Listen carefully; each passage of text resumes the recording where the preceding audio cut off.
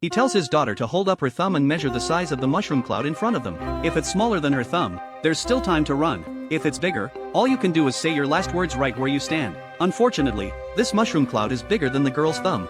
That's smoke, Janie. It's just a fire. Apart from the father and daughter, everyone else is still glued to the TV, completely oblivious to the disaster heading their way. Soon, the shockwave from the nuke starts barreling toward them. Cooper throws himself over his daughter to shield her. The windows shatter instantly. And only then does everyone snap out of it and scramble to escape. Luckily, the wealthy host planned ahead and already built an underground bunker. But the bunker has limited space, only enough for his own family. At this point, forget the household staff, even the president himself would get punched in the face trying to get in. Cooper knows full well that a nuke of this scale would obliterate any ordinary shelter. Maybe there's still time to run.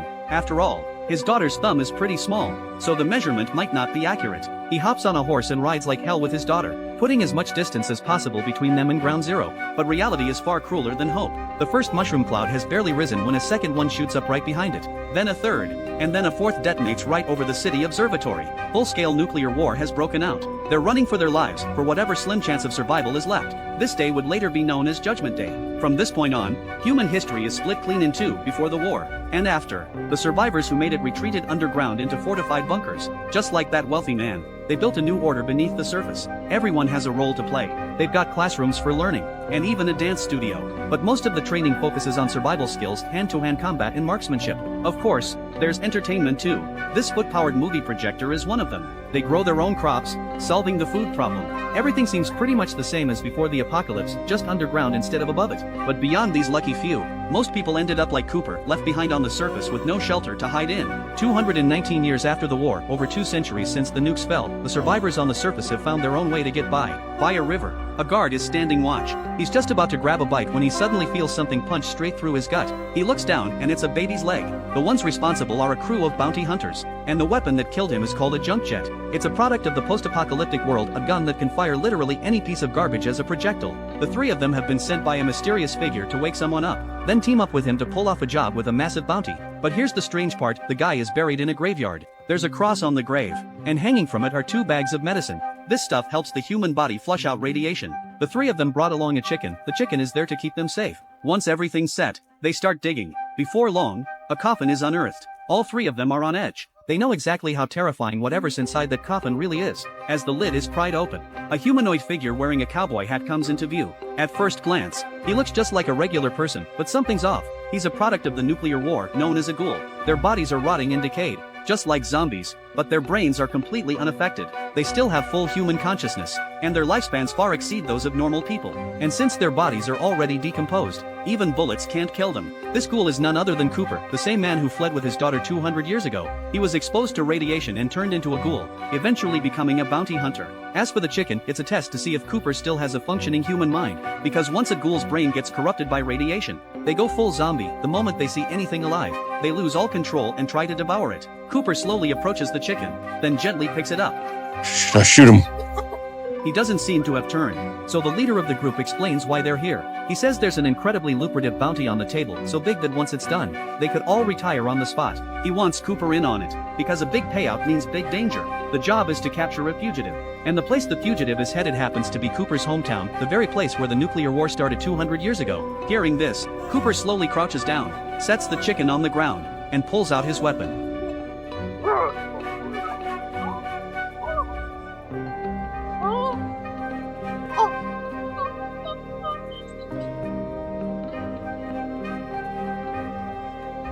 If there's one thing he hates, it's people disturbing his sleep.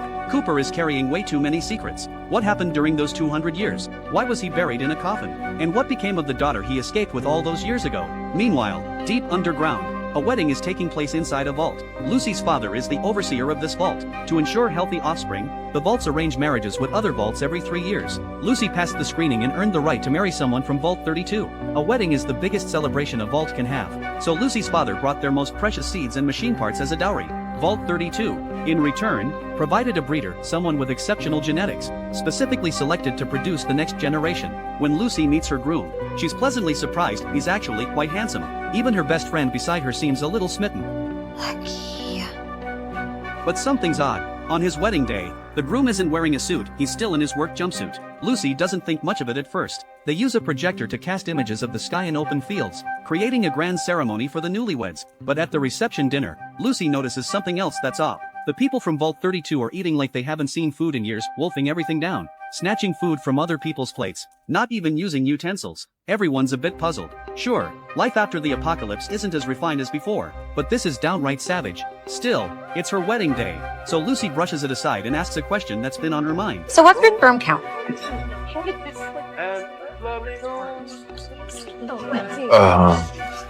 Your vault's doctor must check every physical, no? And sperm is pretty important in perpetuating America, so...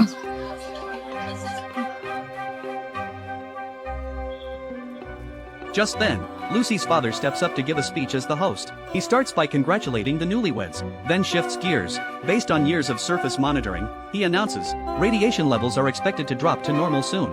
That means they'll finally be able to return to the surface. The next generation of humanity won't have to live in an underground world that never sees the sun. Of course, they've been living underground for a full 200 years. They have no idea what the surface looks like now. All they know is that the survivors up there are violent and bloodthirsty, lawless people known as raiders. But regardless, they'll have to go back up eventually. With that, he kicks off the dance. Everyone's beaming with joy, completely unaware that a catastrophe is quietly closing in. Lucy's younger brother sneaks out through the vault door. He's just curious, he wants to see what life is like in the other vault. But what he finds is horrifying. Vault 32's cornfields have long since withered. The place looks like it's been abandoned for ages. Inside the main hall, it's a wreck and completely deserted. Well, not a single living person. Anyway, the vault's leader is slumped in a chair, clearly dead for quite some time. Back at the wedding, Lucy and her groom consummate the marriage. But after just a few minutes, the groom can't take it anymore. He rushes to the sink and starts gulping down water desperately. This bizarre behavior puts Lucy on alert. She notices a long scar running down his back. She grabs a radiation detector and points it at him. The readings are way beyond normal levels. It hits her immediately. He's a raider from the surface. Raiders are a gang of surface dwellers. They're bloodthirsty killers who constantly raid other survivors for their resources. Lucy is no match for him. He hurls her across the room, and in the chaos, she takes a knife wound. Just then, an alarm blares from outside. The groom's attention shifts for a split second. Lucy seizes the moment. She then pulls the knife out of her stomach and stumbles into the bathroom, digging through the medicine cabinet for a stim pack. This drug provides a brief burst of healing. She injects herself and rushes outside to warn her friends and family, only to find the priest nailed to the wall. The raiders have stormed in. They're like savages eating the delicious food with one hand and killing people with the other. The vault dwellers, who've lived underground for 200 years, are finally getting a taste of just how terrifying the surface really is. The vault is overrun in no time. The raider leader gives Lucy's father two choices: either stay and continue as overseer, or she kills Lucy. The raiders have total control. There is no third option. He chooses his daughter. He doesn't know what the raiders are after, but he knows they'll never let him go. He'd rather bear the shame than lose his only daughter. You are my world. The raider leader seems a bit surprised. She doesn't finish them all off. Instead, she knocks Lucy's father unconscious and prepares to take him away. You look like your mother. She seems to recognize Lucy's mother. Where are you taking him? To the real world. You should see it sometime.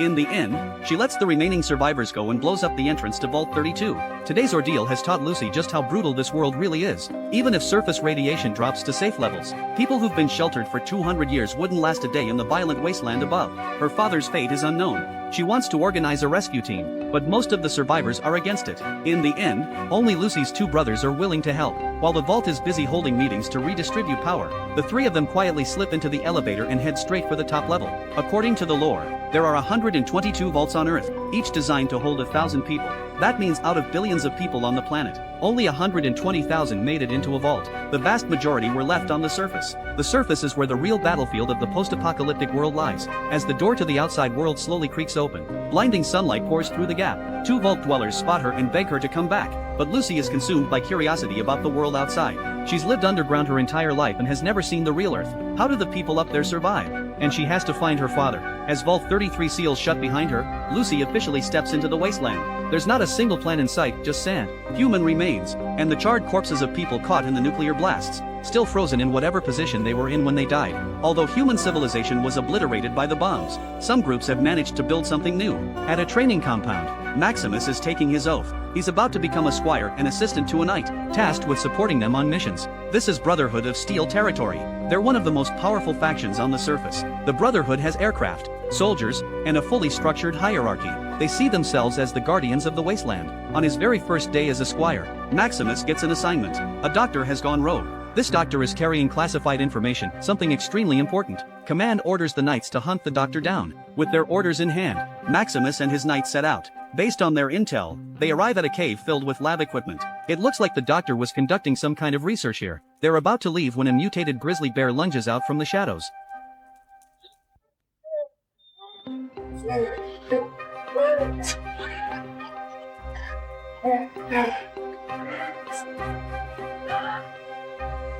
Even in power armor, the knight is clearly outmatched. He abandons Maximus and bolts out of the cave, but the bear has locked onto him and charges right after. Watching the knight get mauled by the bear, Maximus doesn't exactly rush to help.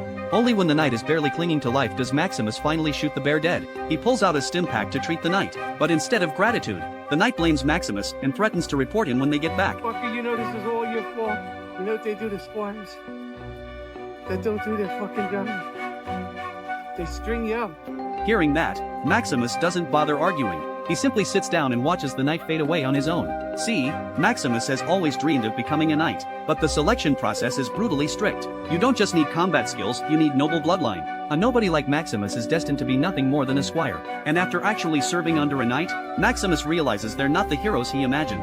They're just tools the Brotherhood uses to maintain control. Before long, the wounded knight flatlines. Maximus wastes no time climbing into the power armor. Feeling that incredible strength surge through him, he's thrilled. He decides to wear the armor and go after the doctor himself. If he can pull this off and make up for everything, he might just earn the title of knight.